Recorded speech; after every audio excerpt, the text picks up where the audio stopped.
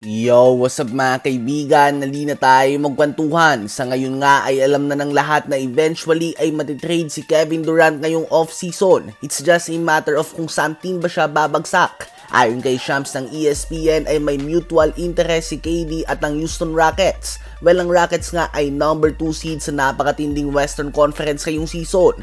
Ganun pa man kung may kulang man nga sa kanila ay ito nga ang experience. Dahilan kung bakit yamado pa din sa mga talpakan ang lower seed Golden State Warriors sa kanilang series.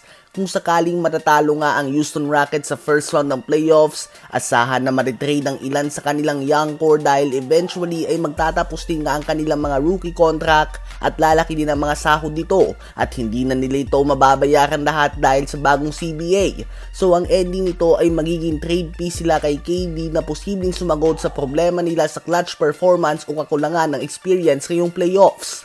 Ang Houston Rockets nga ay isang team na may enough assets upang makumpleto ang Kevin Durant trade. Ang tanong na lang ay kung gugustuhin ba nila na sirain ang young core na meron sila ngayon at sumugal kay KD na turning 36 years old na din next season at madami na ang injury na pinagdaanan at hindi din ganun kakilala bilang isang leader. Bagkus ibibigay niya nga ang 28.7 rebounds and 5 assists per game niya, subalit hindi siya yung inaasahan na magiging vocal leader ng isang young team.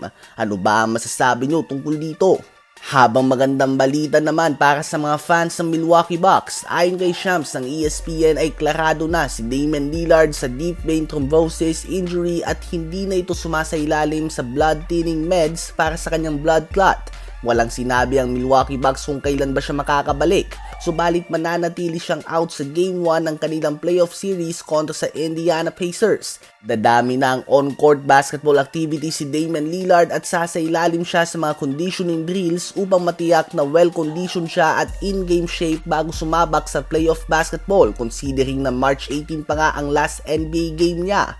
So kailangan niya muna ipagpag ang kalawang at matiyak na handa siya maglaro ng actual playoff basketball game na mas pisikal nga mga kaibigan. Hindi natin tiyak subalit hindi malabo sa katotohanan na makakabalik na siya ng Game 3 sa home court ng Bucks o kung magiging mabilis nga ang kanyang proseso, posibleng sa Game 2 ay handa na siya.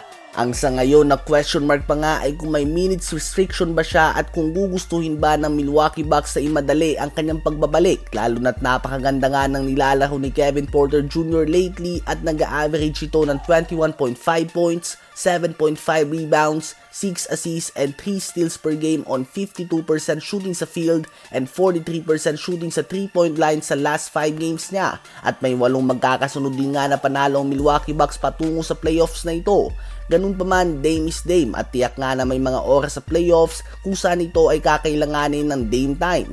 Ano ba masasabi nyo tungkol dito?